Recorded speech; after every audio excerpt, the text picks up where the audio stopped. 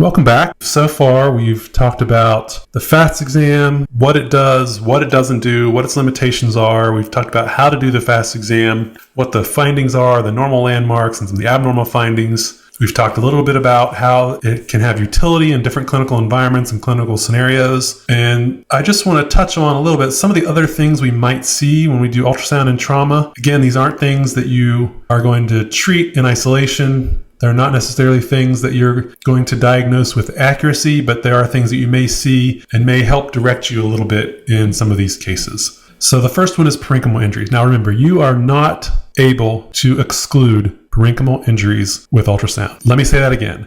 You cannot exclude parenchymal injuries in trauma with ultrasound. However, you may identify them early in some cases, or sometimes you may see things you didn't expect that are going to help you in the next steps of patient care. And I think it's important to recognize these and know when you see them what they are and what to do with them. But as I said, they cannot be excluded with ultrasound in trauma. I'm not sure if I said this yet, but you cannot exclude parenchymal injuries with ultrasound in trauma.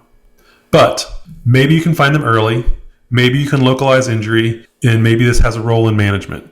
I can't tell you how many times I've seen patients who say, I fell on my snowboard 2 days ago and my side kind of hurts. I thought I should come in. And I do a FAST exam and I see evidence of a renal injury or a spleen injury or whatever else you may have. And that dramatically changed how I cared for that patient and how I managed the resources in caring for those patients. Doesn't happen that often, but when it does, it can affect patient care and redirect how you're going to manage the resources in your department. So the first one is lung injury. Now, again, this may help you in the patient who's short of breath in the trauma bay and you're trying to decide, do they need a chest tube or something else? Maybe they have a lung injury and you know you need to apply other supportive care, and a chest tube is not going to help this. So this can be helpful in the patient who's short of breath, and you'll see this if you're in the right spot. One, recognize that they have pleural sliding, so there's probably not a big pneumothorax. Whoever this joker is, probably me, moving the probe around, it should have held still a little bit better. But what we see is B lines. Remember, B lines in the lungs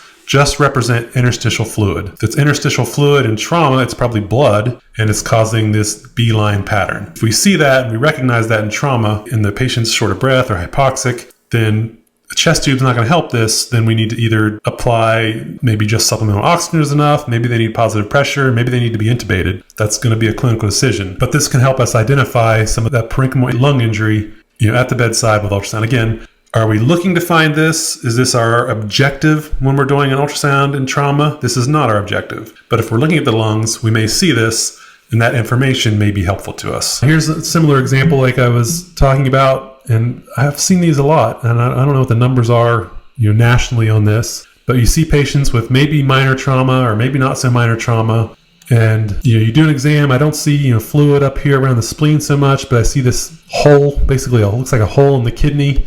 And even here we can put color on it. We see color goes around it. And that may be, now we're going to get a CT scan on this patient, right? Once we see this, we know we're going to get further imaging.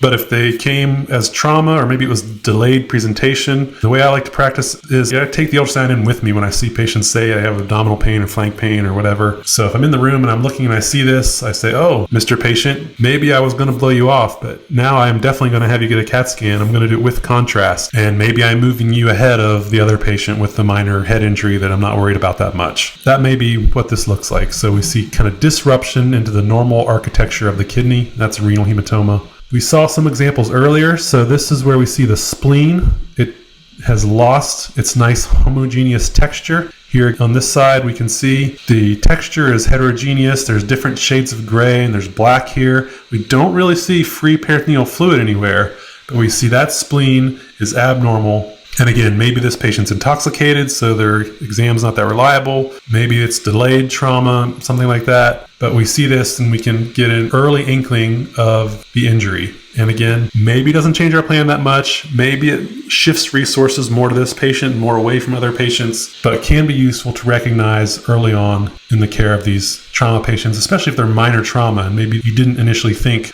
they had significant injuries. Another example, similar, we're on the left side. If we see this spleen is too big and then we examine further, we can see some fluid, more in the pericolic gutter. But the first clue Here is this heterogeneous looking spleen, and then as we examine further, we see blood in the paracolic gutter, and we don't see the same normal architecture of the spleen. It's too large. I don't usually measure much of anything with ultrasound. If you recognize that the spleen should be about the same size as the kidney, here it's bigger than the kidney, and it's heterogeneous, and as we get lower, we see blood in the abdomen. We can make an early recognition that there's probably a spleen injury, and that may, again, expedite or help us manage the resources and the care of this patient with a little more nuance.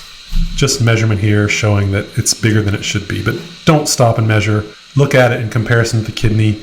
Look at the borders. Look at whether it's homogeneous or heterogeneous. Just another example here. Again, pretty subtle, but we can see the spleen is not that nice, homogeneous gray. It's really not that big. We don't see a lot of free fluid or blood around it. But what we do see is it's definitely lost that homogeneous architecture. And maybe this would clue us in to get little clear images of this spleen. Or we might just say, hey, this patient probably has a spleen injury. Make sure they have another IV. Make sure they go first to CAT scan.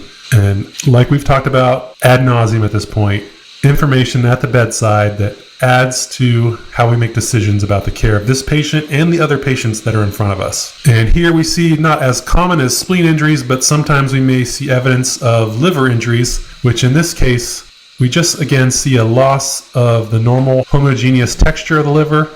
We see kind of this bright white area, and this is an area of spleen laceration with bleeding and clot, kind of contained within the liver parenchyma itself. And that's what this may look like. If we know what normal liver looks like, if we know what normal spleen looks like, then these abnormal things can stand out. Are you going to rush this patient to the operating room?